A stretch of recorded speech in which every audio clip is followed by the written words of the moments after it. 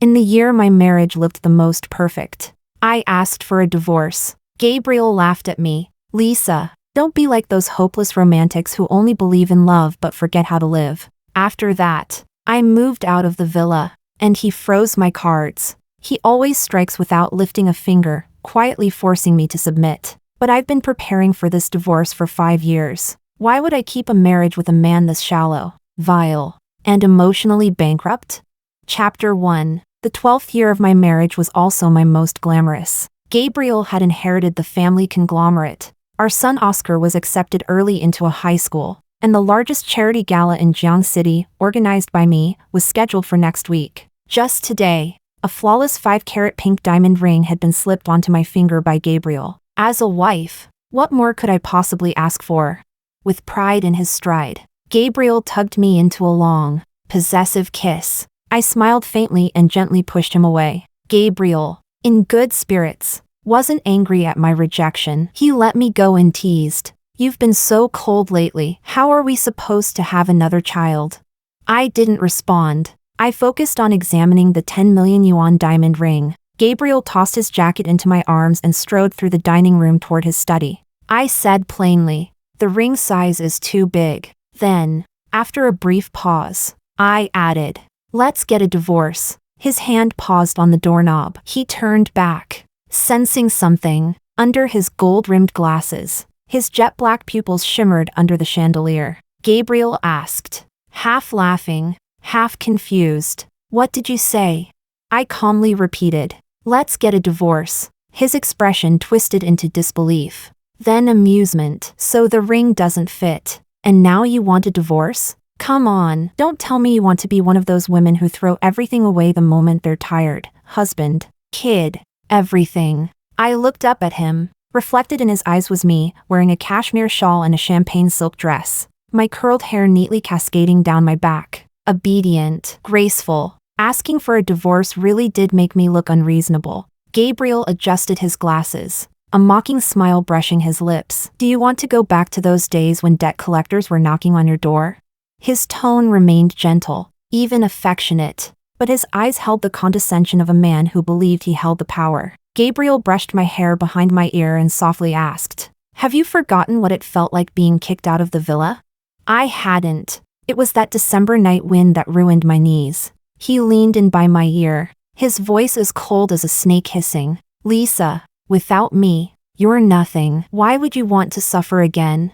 I lowered my gaze and caught sight of the flirty messages on his phone with his 5th assistant. He noticed, but shamelessly kept the screen lit, petting my hair like stroking a cat. He chuckled. Lisa, don't be like those hopeless romantics who only care about love and forget how to survive. My stomach's upset from the wine. Get me some medicine. With that, he walked into his study. The housekeeper, Monica, quickly headed to the kitchen for the pills. The villa fell into utter silence. But it didn't matter. This wasn't December. In April, Jiang City was in full bloom. Chapter 2. I will never forget that December night when I was kicked out of the villa. It was the 7th year of our marriage. The dazzling night view of Jiang City spread out before me, and I stood barefoot in front of the villa, my thin sweater filled with the cold night wind. Shivering uncontrollably, the cold permanently damaged my legs. Yet I still spinelessly remained Mrs. Gabriel for another 5 years. Because I had nothing. I was the infamous Cinderella of Jiang City, a gambling father, a weak mother, a freeloading brother. She clawed her way up and married Gabriel. This was how the gossip columns described me 12 years ago. Everyone assumed that in this marriage, I was in it for money, always humbly dancing to Gabriel's tune. But the wealthy are stingier than most people think. All these years, I only had his secondary credit card, living off properties under his family's name. Even this 10 million yuan pink diamond ring doesn't legally belong to me. The night I was kicked out of the villa, I didn't even have a car I could drive away. So, of course, Gabriel thought me asking for a divorce was just throwing a tantrum. But I've been preparing for this divorce for 5 years. The next morning, Gabriel acted as if nothing had happened, leaving early. As I pushed my suitcase through the dining room, I lifted the table runner with a slow sweep of my arm. Bang! The crash of porcelain and crystal shattered through the vast villa like sharp thunder. Gabriel's favorite bone china and crystal set lay scattered on the ground, just like our marriage. I lightly picked up a table knife and, passing by the sofa, dragged it across the fabric. We used to love each other here, on this very sofa. Gabriel loved my restrained gasps, my silent tears, and my helpless pleas for mercy. Who he enjoys now, I don't know. Oscar came downstairs with his school bag. His handsome young face carried a maturity far beyond his age. In a crisp voice, he said, "Bye, Mom." His small, warm hand squeezed mine, and without looking back, he walked out to school. I took several deep breaths. When I stepped to the door, the yard was full of morning light. The sunlight fell into my eyes, so bright it blurred my vision. A tear quietly slipped down. The divorce agreement was placed on the living room table. In it, I gave up custody of Oscar. We were mother and son once, but now, we would each go our separate ways. Gabriel was right. I won't be like those foolish women. I want money and freedom. I want a life of my own. Chapter 3. Monica helped me carry my luggage to Camila's Riverside apartment. She looked regretful. After all these years, you're leaving with just this? I gave her a light smile. What doesn't belong to me will only be divided later. Gabriel's mother strictly managed all high-end jewelry and couture items. Anything worth over 100,000 yuan was registered under her company's name. I suppose she's a woman who knows the game well, an expert at grinding down a powerless wife. Outside the apartment's floor-to-ceiling windows, the round sunset hung over the river, its light shimmering like scattered gold. For the first time, I felt a little lighter, a little freer. Then Gabriel's messages appeared on my phone. Really moved out? Why cause drama when everything is at its best? Do you know what leaving means? His plain words hinted at anger. Moments later, I received notifications that my credit card and savings card had been frozen. Gabriel, it means without me, you have nothing. I let out a small laugh. Exactly as expected. All these years, Gabriel has always been a gentleman on the surface, but ruthless when needed. Just like that freezing night when he kicked me out of the villa. He always wins without lifting a weapon, expecting me to bow down. Too bad for him, he'll be disappointed. I have plenty of money now. Freezing my cards means nothing to me. Chapter 4. Everyone thought I married Gabriel for money. The irony is, I actually loved him. I met Gabriel when we were both reaching for the last 10 yuan lunchbox. Back then, his company was on the verge of bankruptcy. He was a fallen phoenix. He was the most elegant man I'd ever seen in a white shirt. I gave him 3 lunchboxes, and a torn, leaky umbrella. And when I couldn't work anymore because my dad's debt collectors were hounding me, he was the one who saved me, helped me hide, move from place to place. A bankrupt pretty boy, a broke girl drained by her family, 2 drenched souls, left with no choice but to cling to each other for warmth. Maybe, back then, there was a little love between us. Later, his company made a miraculous comeback. And then, I got pregnant, unexpectedly. I went to see him, ready to ask for a parting sum of money and walk away. But he said he wanted to marry me. Before that, I'd stayed calm and detached throughout our relationship, always able to pull away if I needed to. That moment, I fell. My life had always been a string of bad luck and despair. Even my parents were forces dragging me down. But Gabriel, who had everything, didn't abandon me. I almost believed in God. I saw him as the shining, unshakable star in my dark and hopeless sky. But reality proved one thing. When you treat a man like a god, your faith will eventually crumble. Chapter 5. I woke up under the blazing midday sun, surrounded by empty bottles. For so many years, I'd been like a tightly wound machine, never daring to drink myself drunk. I had to get up early to take care of Gabriel and Oscar, and stay up late to handle every little thing for my mother-in-law. But alcohol, it made everything feel lighter. It felt like the mountain in my chest had finally been lifted. After confirming the divorce process with my lawyer, I rushed to Camila's jewelry firm. Before the divorce was officially filed, I had to close one last major deal. Sandra, seeing the 5-carat pink diamond on my hand, gave me a sarcastic smile. Wow, you're usually so plain. The moment your husband becomes chairman, you start flashing something that expensive? Just hearing Gabriel's name made something tighten in my chest. Still, I smiled calmly. Sandra, This pink diamond is nothing compared to what you're about to get. Camila worked hard to source it for you. Sandra's crow's feet stretched with delight as she looked at me, full of anticipation. This pink diamond, I wore it just for today. Sandra loved to compete, though it didn't quite fit me. The ring helped me close the deal. I pushed the jewelry box Camila had prepared in front of her and said, 5-carat, unheated Burmese pigeon blood ruby, SSEF certified. With every word, the sparkle in Sandra's eyes grew brighter. I delivered the final blow. Top tier. For next month's Jiang City Charity Gala, you'll be the center of attention. Sandra signed without hesitation. That gala is the grandest event of the year in Jiang City's elite circle. Every socialite lives for that one night. After Sandra left, Camila gave me a thumbs up. Damn, that was slick. You held back and didn't even mention the divorce. I laughed. Why mess with money? I've spent 10 years in the elite wife circles of Jiang City. From being looked down on, to getting familiar, to being respected, the effort I've put in. Only I know, reaping benefits from them is more than fair. Camila swiftly transferred my 3 million yuan commission. The moment the transaction hit, Gabriel's message popped up too. Lisa, come back if you know you were wrong. Bank account received 3,000,000 yuan. I frowned and let out a mocking laugh. Gabriel, as always, put on his superior act. Now he looked like a ridiculous clown. But if I could earn a place in Jiang City's elite circles, did he really think I hadn't paved myself a way out?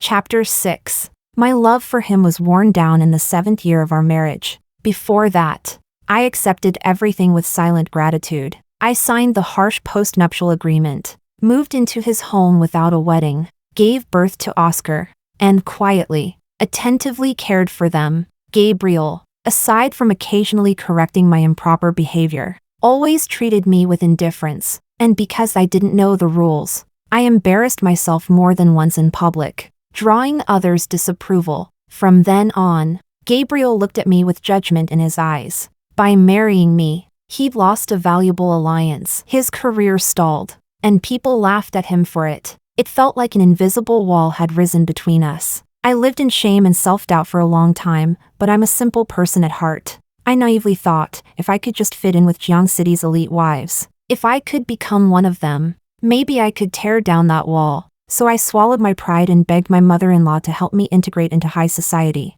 I studied non-stop, earned new qualifications. I was on call 24/7, even answering my mother-in-law's late-night demands at dawn. I fiercely helped Sandra catch her husband's mistress, just to earn an invitation to an exclusive afternoon tea hosted by the elite circle. To prepare for the charity gala, I joined golf rounds with society ladies, serving as a caddy for 30 days straight. Those years, I bent over backward, worked harder than anyone, and bowed lower than everyone. Gabriel would sometimes frown in confusion. With your background, why are you trying so hard to fit in? I smiled and said, because I want to help you. He gave a soft laugh. It wasn't until much later that I realized he had laughed with contempt. In our 7th year of marriage, I was finally accepted by Jiang City's high society. At the elite tea club, I had a seat right beside the old matriarch. I could host socialites with ease, pitch business introductions with charm, and win deals over cards with practiced grace. And yet Gabriel still tossed his coat at me when he got home. His secretaries changed faces, but were always young, pretty, and stubborn. When I brought in a deal worth over 100 million yuan, Gabriel's gold-rimmed glasses glinted as he sneered. Do you really think we got that deal just because you sweet-talked them a little?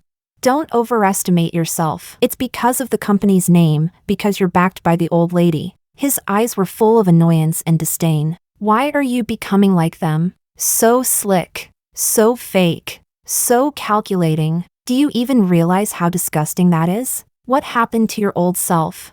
I stood beside him, calmly lowering my gaze. 7 years of effort, and the wall was still there. Chapter 7. Later, I reassigned Gabriel's new secretary. That same night, he kicked me out of the villa. It was deep winter in December. I stood barefoot on the hillside steps of the villa in Jiangbing Mountain, wearing only a thin sweater and silk dress. Jiang City winters are harsh, the wind howled loud and wild. It seeped through every inch of me, cold as my heart. Streetlights scattered down the winding mountain road like distant stars. Jiangbing Mountain, the rich man's zone, was desolate and empty. No cars. My phone was still inside the house. I stood there, helpless. The wind numbed my face. My whole body shivered like a leaf. Each breath stabbed into my lungs like ice. And when I turned around, I could see the glowing nightscape of the entire city below. The dazzling skyline, so full of light and life, stood in sharp contrast to my freezing,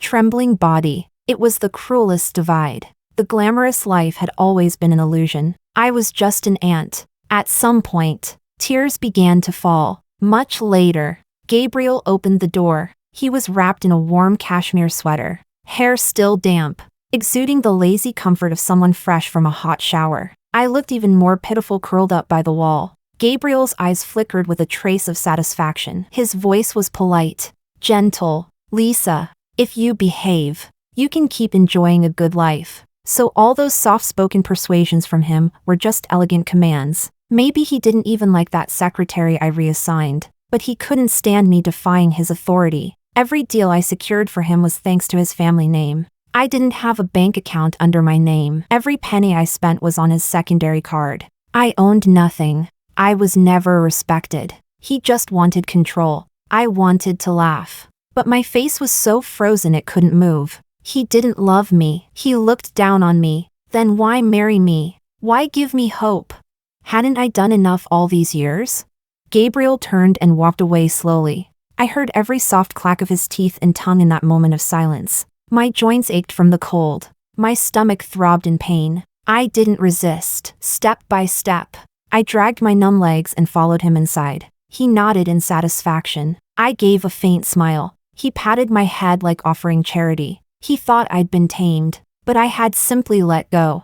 I had seen clearly that behind Gabriel's wall, there was nothing. He was just a shallow, cruel, emotionless man wrapped in an attractive shell. My God had fallen. But it's okay. I took the risk, and I'll accept the loss. Chapter 8. In the days after Gabriel froze my cards, he sent me a bunch of messages, but his tone was still that of a god descending to earth, condescending and smug. Just admit your mistake and come back. You'll still be a wealthy wife. When I didn't respond, he started sending random, pointless questions. What should I wear for tomorrow's board meeting? Where's my sapphire tie pin? What happened to the gift we prepared before? My stomach hurts. Lisa, I've given you so many chances. Be smart and take the olive branch. I replied, I don't know about any of that. Monica and the housekeeper manage your daily affairs now. After the night he kicked me out, I turned over all his routines to the staff. I would no longer play the free maid. I was done with performing emotional labor for him. That night, Monica took me to the hospital. My legs had an old injury, and this time, the cold made it worse. When I woke up in the hospital, Gabriel had texted me, stop acting pitiful. Prep for the family dinner the day after tomorrow. Back home, I carried on as usual. Just because Gabriel's a jerk doesn't mean I should go back to the days of being chased by debt collectors. Living well comes first. Those cold meals and warmed wine he thought I made with care, Monica prepared them. The antacids and gifts he assumed were arranged by me, all handled by the housekeeper. His wardrobe, updated regularly, courtesy of the stylist. He lived in a fantasy where he still had me under control. Meanwhile, I navigated the elite wife circle with ease. But this time, not for him, for me. Step by step, using my mother-in-law's connections in the legal world, I found an opening and bought into Camila's jewelry studio. Quietly, I brought in high-end clients, sourced luxury gems through charity auctions. Once the studio's reputation and network were stable, I helped launch a jewelry factory. After years of seeing zero balance, my bank account finally showed a number that made me proud. Now, I had enough to no longer tolerate Gabriel. I was halfway up a rock wall when my mother-in-law called. She was probably getting her nails done or being massaged by a fitness coach somewhere. Hearing me pant lightly, she sounded both pleased and commanding. Lisa, I heard Gabriel froze your cards. Tough out there. Huh? Chapter 9. Not to be rude, but girls from your kind of background always get caught up in silly romances. What kind of wife files for divorce right when her husband's career is rising and her son's doing great in school? I laughed. So there's a proper time for divorce now? Her voice immediately turned sharp. All your efforts wasted, aren't you bitter? I stared up at the sky, toes clinging to tiny footholds, body half hanging off a cliff. I let out a dry laugh. Ha, she's not wrong, I did give a lot. But I wonder if she knows what sunk cost fallacy is. She rambled on. A girl crawling out of a rat hole like you should be grateful we gave you the good life. You dare ask for more in divorce? If you go through with it, I'll make sure you don't get a cent. I calmly pressed my earbud and ended the call. I didn't defend myself, didn't explain, didn't try to change anyone's mind. I slowly spread one arm wide. Beneath me, a deadly cliff. But I was an eagle, relaxed, experienced, ready to take flight. The next day, my lawyer sent me a police record of my mother-in-law's suspected solicitation charge. I was no naive Cinderella. I wasn't kind. That night, a furious Gabriel made threats. Then his mother's secretary texted, I was no longer needed for the family banquet. 6 months of prep, gone just like that. Then, the messages flooded in. Sandra, you're divorcing Gabriel? Girl, don't be impulsive. Every woman in the city wants him.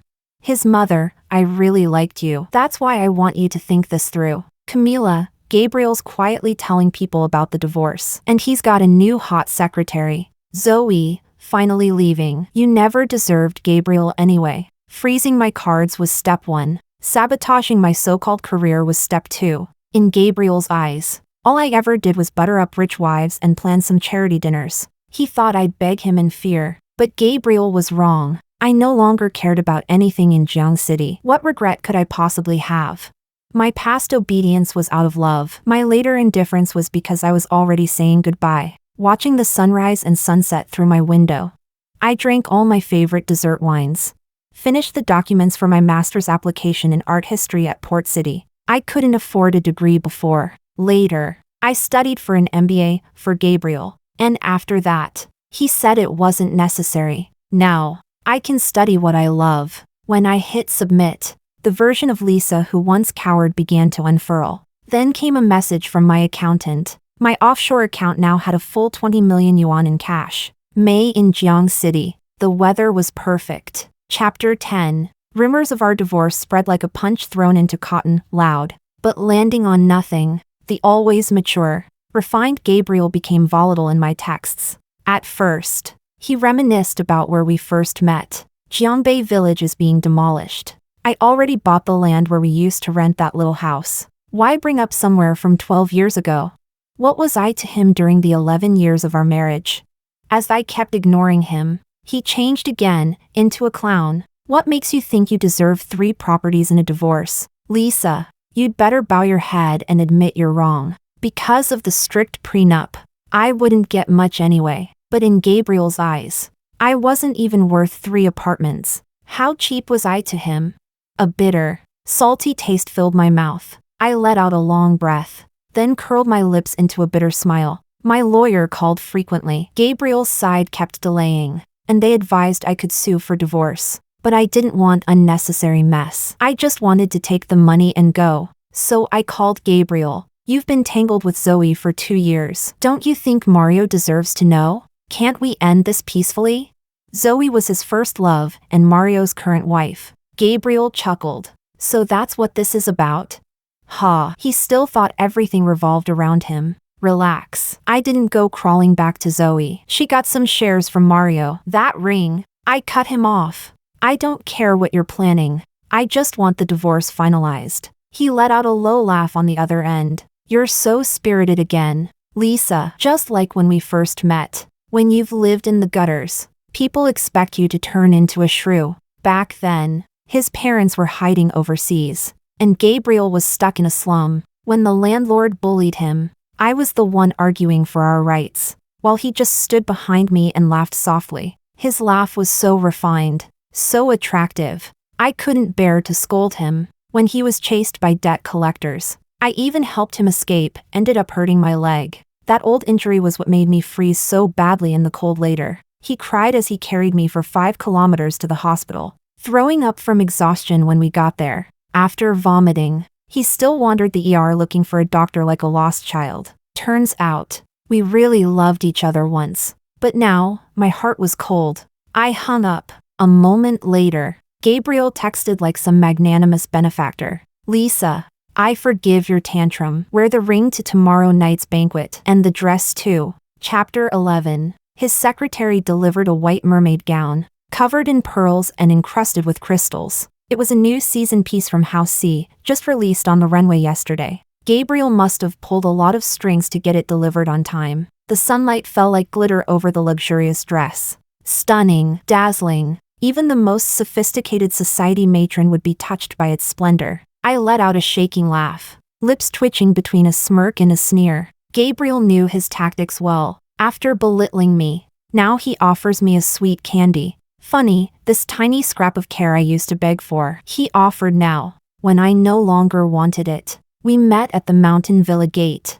Gabriel, as always, looked immaculate, hair slicked perfectly back, gold-rimmed glasses resting just right on his sharp nose. His tailored suit fastened with emerald cufflinks. When he saw me, his eyes flickered, surprise, then awe. The strapless gown I wore revealed the healthy bronze tone and faint muscle I'd built from climbing. My high ponytail was clean and sharp, radiant, alive. Gabriel always liked women who grew wild. Each of his 6 secretaries had that same raw edge. But when he realized I wasn't wearing the dress he'd sent, his face immediately darkened. Instead, I wore a black gown, inlaid with subtle black crystals. Gabriel's eyes gleamed with coldness before he forced on a smile. Then, in his ever-condescending tone, he said, "You're not like those other wives. That's why I'll forgive you, this time." With that, he led me inside. The ballroom was opulent, filled with waltzing strings. Just as we entered, Sandra stood surrounded by ladies, gushing about her pigeon blood ruby. People turned to look at us, me and Gabriel. Most wore expressions of barely concealed delight, eager for drama. Gabriel smiled warmly, glanced at me from the corner of his eye. He was saying, without me, "You're nothing." Then, with practiced intimacy, he slid his arm around me and began making rounds to greet the guests. The crowd's judgmental look softened, turned polite and friendly. Gabriel leaned in, hissed sweetly in my ear, "See? Without me, you have nothing." I lowered my eyes, expression unreadable. I didn't care. A world that was never mine. I didn't need it. Just then, Zoe arrived, graceful and poised. Chapter 12. She was Gabriel's first love, the one who abandoned him twice. The first time was when his family was on the brink of bankruptcy, and I was the one sharing lunchboxes with him. The second time was when Gabriel offered her marriage again, and she chose Mario instead. Wealthier and already twice married. Honestly, if she weren't acting so foolish now, I might have even respected her. The moment she glanced at the pink diamond on my hand, her face changed. She turned sharply to Gabriel. I'm guessing she was the ring's original owner. Gabriel was so indifferent to me that he shamelessly gave me a ring engraved for another woman. So the day I received it, I filed for divorce. I'd had enough of his insults. I wasn't going to tolerate them anymore. Zoe sneered. A diamond like that, paired with that dress? No taste at all. To me, this diamond was nothing more than a string of numbers to return to Gabriel. Wearing it today was purely for Sandra's sake. As a good salesperson, post-sales service must be on point. Zoe continued, basking in her moment. You dropped out too suddenly. I've been running all over prepping this gala for a month. I looked at her calmly. I couldn't understand it. She used to be so goal-driven. How did she end up entangled with Gabriel again? I turned away slowly and sipped my wine. All the wines at tonight's gala were from vineyards I had handpicked 6 months ago. Every bottle chosen with care. I was drinking with genuine joy. Thanks to my planning, the gala was hitting one high point after another. Zoe soaked in the long-lost spotlight. After enjoying the wine, I made my way backstage with practiced ease. Then the lights dimmed. On the giant screen in the ballroom, photos played in a loop, images of a man opening a hotel room door for Zoe. Her husband is 12 years her senior, the whole rich older man. Pretty young wife setup was already tabloid bait. But the man in the photos? Tall, slim, not the portly figure of Mario. The crowd exploded like water dropped into hot oil. Backstage descended into chaos. People were running everywhere, fumbling and panicking. Through the crowd, I saw Zoe rushing in, her once beautiful face now twisted with rage. She screamed, "It was you! You're just jealous that Gabriel is leaving you.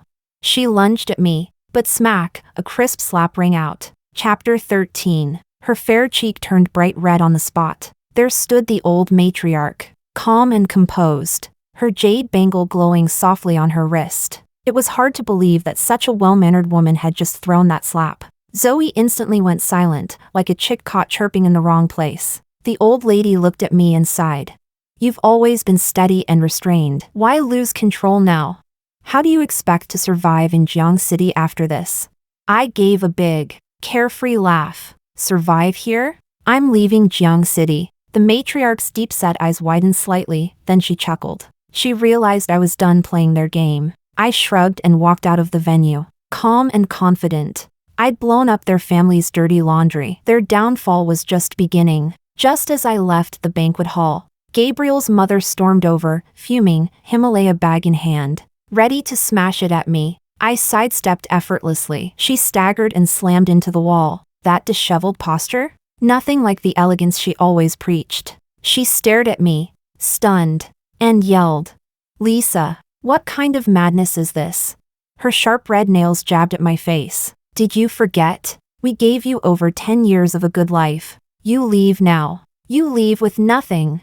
I let out a cold laugh. I lived well because I was capable, diligent, and well-mannered. If I had failed even one of those things, you would have kicked me out years ago. Don't pretend generosity when all you gave was exploitation. With that, I pulled a thick stack of photos from my bag and placed it in her hand. Her rage crumbled in an instant, replaced by panic. Chapter 14. The photos showed her entering and leaving the police station with a fitness coach, along with a suspected solicitation record. In their circle, scandals are tolerated as long as they don't become public. But now that I had these in hand, her so-called dignity, the word she'd clung to her whole life, was about to collapse. I looked down on her like a generous benefactor and said, Were you terrified when you were at the police station? Why didn't you answer my calls or the lawyers? I smiled gently, squinting slightly. You forgot that I was the one who hired that lawyer for you. As I became more capable,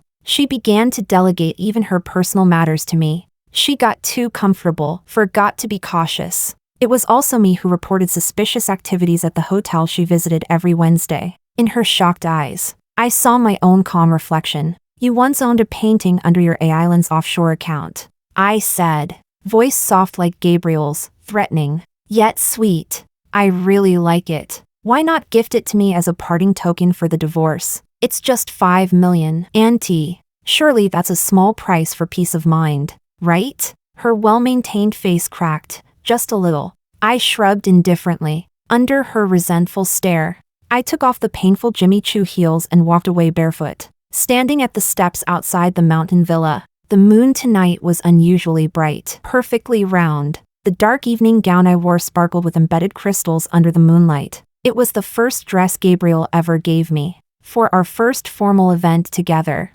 Back then, I followed timidly behind him. He patted my hand gently and comforted me. You look so beautiful in this dress. No one will care if you don't fit in. Tonight, he didn't even recognize it. This would be my last appearance in Jiang City. Fitting, in a way, a full circle. The mountain wind blew gently through the night. I stretched my arms wide, took a deep breath. Going crazy had been the right choice. The timid version of me finally opened, fluttering in the breeze. I had just taken a few steps when the world spun. I turned and saw Gabriel, brows tightly furrowed. Chapter 15. His expression was stern as he stared at me. Lisa, I've tolerated you for over a month. I let out a cold laugh and said nothing. I bought you the pink diamond you always wanted, ordered your favorite dress, brought you here. Why are you still acting like this? I just looked at him silently. Gabriel, so used to being in control, was finally unraveling, frustrated and impatient. He grabbed my hand and stared at the ring. You think this good life you have came from where? I gave a faint smile. Slowly, I removed the ring and placed it in the pocket of his suit. No hesitation, no sentiment. His brows tightened. What's that supposed to mean? Gabriel, do you think I'm that worthless? A ring engraved with another woman's name, and I'm supposed to be grateful? You disgust me. As I turned to leave, he yanked me back. one arm wrapped around my waist, the other behind my neck. He leaned in to kiss me. Smack! I slapped him hard across the face. Gabriel stared at me, stunned. I said, word by word, yes, I'm Lisa, poorly born, crazy. Then, close to his ear, I whispered with a smile, if you refuse to divorce, I can release the photos of you and Zoe together. His handsome face was red with the mark of my slap, panic flickering in his eyes. Nothing happened between me and Zoe. I raised a finger, signaling him to hush. Shoo, doesn't matter. Once it's public, both families are finished. Wasn't there a real estate project you were about to co-invest in? I snapped my fingers playfully and smiled with mock sweetness. Poof. Billions, gone. The pale yellow moon hung low over Jumping Mountain. The light was soft like gauze. Gabriel's face turned ashen, but deep in his dark eyes, there flickered a glint of wild joy. Chapter 16. When I helped Sandra catch her husband's mistress, she was so impulsive that she ended up being scolded by him for hours. Sandra had stood by him from nothing, but they quarreled like cats and dogs. And yet, when he said, I'm freezing your cards, Sandra instantly shut up. At that time, I still loved Gabriel, but something compelled me to make preparations. First, I opened an offshore account that no one knew about. Second, every year, I secretly gave bonuses to certain bodyguards to act as my eyes and ears. I knew that Gabriel and Zoe didn't actually cross any lines that night, but we were already over. Whether they had or not, it was over. Might as well make use of it. I walked barefoot along the smooth, clean asphalt of Jumping Mountain. Each step felt like a kiss between my feet and the earth. Finally, I was saying goodbye to this wretched place. A sharp engine roar echoed, and a gray Panamera stopped in front of me. Leonardo, all curls and mischief, grinned. Sis, you did amazing tonight. Zoe's finally getting kicked out by my dad. Leonardo was Mario's son from his first marriage. Zoe was his stepmother. I helped him ruin Zoe's attempt to fight for a slice of the inheritance. He gave me a property in Harbor City. Fair trade. Leonardo's light brown deer-like eyes sparkled with glee. His lips curled, revealing playful canines. Sis, want me to rescue you from your boring life? I glanced at him and sneered calmly. You haven't figured out your own life yet. Leonardo chuckled, then widened his eyes in surprise. I had gotten into his car. Didn't you say you didn't need rescuing? I gave him a deadpan look. Doesn't mean I can't use a free ride. If I walked, I wouldn't get there before dawn. Why make life harder than it already is? He laughed aloud. As the engine roared, we passed by the white European-style mansion. I caught sight of the Lisa from 5 years ago, curled in a corner, red-eyed and bleeding, staring at me helplessly. I couldn't help but scoff at myself, turned to Leonardo, and said, your family's yearly big contract with Gabriel's company, cut it. There's nothing in it for you. Leonardo lowered his eyes and nodded. For him, it was a perfect chance to find a new partner. Along Jumping Mountain's winding roads, the streetlights flickered like stars, lighting up the road I had once taken. Chapter 17. Soon after, I received the transfer agreement for the painting. Gabriel's mother probably thought paying $5 million for peace of mind was worth it. She didn't even bother with tricks. Yes, $5 million could buy her peace, but apparently, I wasn't even worth a custom dress worth 10 grand. Lately, Jiangqing was abuzz with gossip about Zoe's divorce. She wanted a share of Mario's fortune,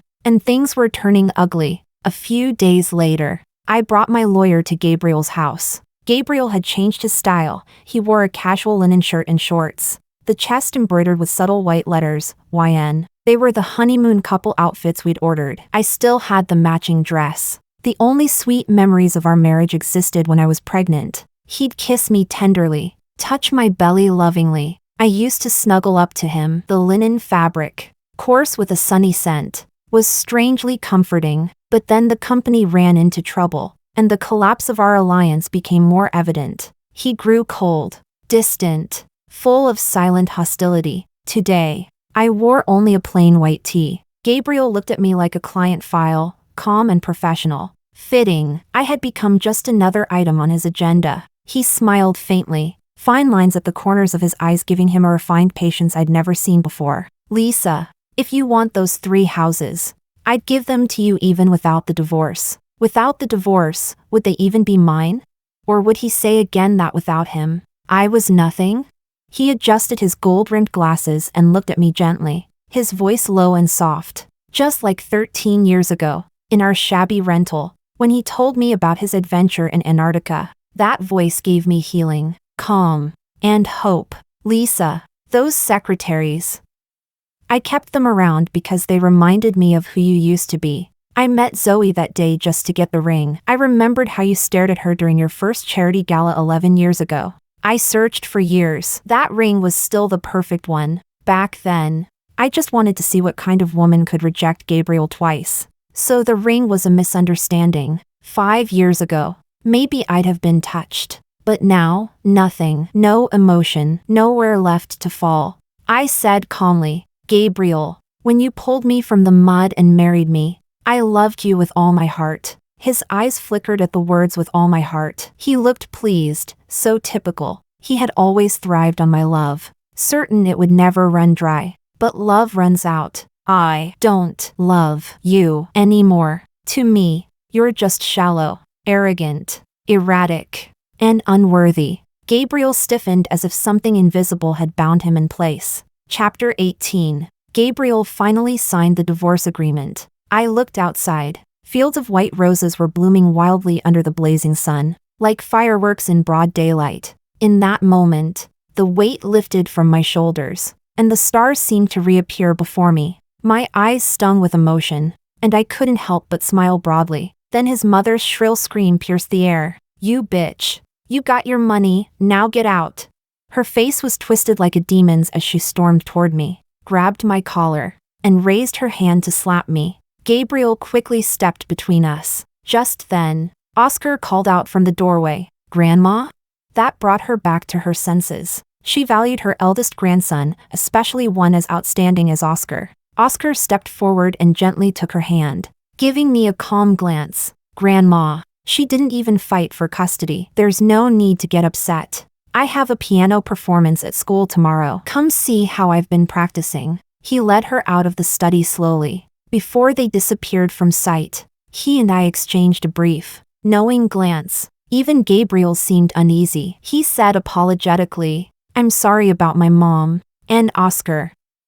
I told him to call you, but he refused. I shook my head. I wasn't surprised. When Gabriel walked me out, he kept his head lowered the entire time, eyes glued to me. He reached out to touch my cheek, but the roughness of his fingertips made me instinctively pull away. He dropped his gaze, disappointed. Then his eyes drifted into the past, softening with rare tenderness. The other day, I remembered the 20 yuan lunchbox you once bought me. It had so much meat. It was delicious. Back then, only you helped me. All my friends had abandoned me. I let out a mocking chuckle. Sunlight filtered through the trees, casting a dappled glow on his hair. The maturity Gabriel wore like armor faded under the light, revealing the same fear and helplessness he had when he was broke. He murmured, Lisa, you were the only one who never gave up on me. That's why I married you. Despite all the opposition, I replied with a smile. Wasn't it because Zoe dumped you for the second time,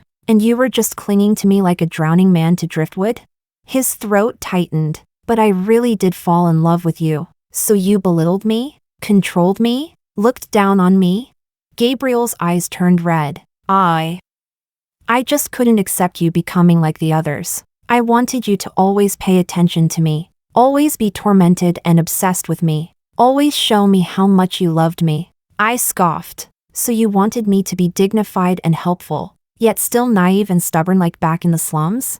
Gabriel. How pathetic. You're incapable of love. Because of his emotional impotence, his arrogance, he tortured me for years. Gabriel asked softly, almost begging, Lisa, if this divorce gave you what you wanted, could we try again? He still didn't understand. He thought the settlement was some kind of gift to win me back. He anxiously grabbed my hand. Lisa, let's have another child, okay? Things were good when Oscar was born. Trust me. I laughed at him. I already gave you a chance. That child you keep talking about? I lost it 5 years ago, the night you kicked me out of the villa. His face turned ghostly pale. His lips trembled. I smiled brightly, with relief and clarity. You killed your own child. Gabriel. Chapter 19. Relationships between people don't shatter in a single blow. They collapse under the weight of accumulated sins. 5 years ago, on the day I caught Gabriel flirting with his new secretary, it was Oscar's 6th birthday. Oscar was already old enough to admire his father, who frequently appeared in financial magazines. He pleaded with me, sincerely, to let his dad come celebrate his birthday. The night before, I reminded Gabriel when he came home late. Oscar's birthday is tomorrow. He just nodded absent-mindedly and walked past me into the bedroom.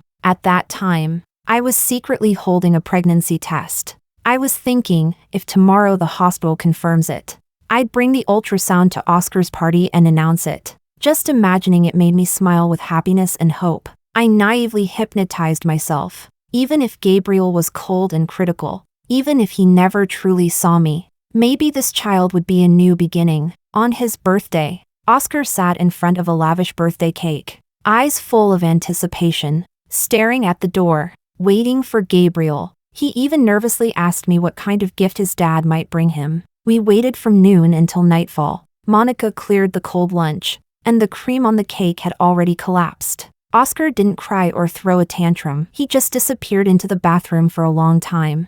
I quietly pushed open the door. I saw his small shoulders trembling. Tears streamed silently down his face and splashed onto the floor. His lower lip was tightly bitten, trying not to make a sound. The effort of holding back his sobs made his face flush red. When he saw me, he quickly wiped his face and forced a smile, his voice still shaking. I know Dad's busy. My heart was brutally pierced, bleeding and raw. I went to Gabriel's office to find him, in his floor-to-ceiling windowed office lit by neon lights. The new secretary, young and plainly dressed, looked both nervous and proud, her face blushing from Gabriel's teasing. Gabriel raised an eyebrow at me, silently telling me to leave. The next day, I reassigned that secretary, and Gabriel threw me out of the villa. That winter night, I stood outside for 2 hours. Not only did I feel despair, I felt a hot stream twisting down my belly like a snake. When Gabriel opened the door, he didn't even notice the blood on my skirt. That night, Monica took me to the hospital. Chapter 20. When he heard this, Gabriel's expression was one of disbelief. I handed him the ultrasound photo I had carried with me for 5 years. Gabriel stared at it for a long time. Suddenly, 2 tears rolled down his face. His breathing grew shallow, lips pressed tight like a sharp blade stabbing into his chest. I didn't know if he was grieving for the child he lost, or if he finally sensed the depth of my hatred. All I knew was that I felt a rush of release, yet also as if an invisible hand was clutching my chest, choking the air from me, letting the pain and suffocation roam freely in my body. I stared quietly at Gabriel. His broad shoulders trembled slightly. He was crying. He was broken. I relaxed my brows and smiled softly, completely emptied of emotion. As I turned to get into the car, I saw Oscar. He stood at a distance in his British-style school uniform from Academy A, looking at me, unwilling to part. He is the person I love most in this world. Our parting was a quiet understanding between mother and son. 5 years ago, after I recovered, I took Oscar traveling around the world, top schools, elite events. I worked tirelessly to win over his grandmother, gain recognition from the family, and secure his future. Life is vast. Even without proper fatherly love, Oscar would be fine. He deserved the whole world. On his 11th birthday, Gabriel still didn't show up. Oscar's calm and youthful face mirrored Gabriel's, full of ambition. Staring at the candle, he made a wish in a clear voice. I want to inherit Dad's company. I smiled and replied, of course you will. He looked into my eyes and said, Mom, if you want to leave, you can. I'm big enough now. If I miss you, I'll come find you. Then he grabbed my hand, looked at the calluses in my palm, and smiled brightly. You're amazing at rock climbing now. In the late autumn evening, the restaurant was bathed in golden light. Oscar's fair face glowed like an angel's. He was my angel, the one who loved me in this world. I stood there frozen for a long time, then burst into sobs. I had done everything a mother should. Now, he would march into his own future. That's why, when I received that pink diamond ring engraved with Zoe's name, I asked for a divorce. I had made all the preparations. There was nothing left to hold me back. Chapter 21. Because of my disgrace in Jiangqing, I soon moved to Port City. Leonardo's seaside villa was the one he gave me. It showed his sincerity. At sunrise and sunset, I would sit on the terrace and watch the ocean. Many things faded away on the horizon with the golden waves in the distance. But Gabriel started sending messages again. He asked about the weather, my health, my current situation. I didn't reply. He began sharing moments from our 13 years together. Stories about Oscar's daily life. Gabriel was trying to hold on to me. I changed my number and only kept in touch with Oscar. Oscar, though quiet, was still that little boy who longed for love. When he missed me in the middle of the night, he would say, "Mom, when I grow up, I'll stay by your side all the time." That was enough to fill my heart. I returned to a simpler life and began my fall semester, seriously studying. A year passed quickly. I learned many things. Spent 3 months on exchange in the UK. Had 2 short relationships. Happily busily moving forward. Until one day, passing by a dusty construction site, I suddenly realized, when stripped of the obsession and pain of that marriage, I should thank Gabriel. He did lift me up.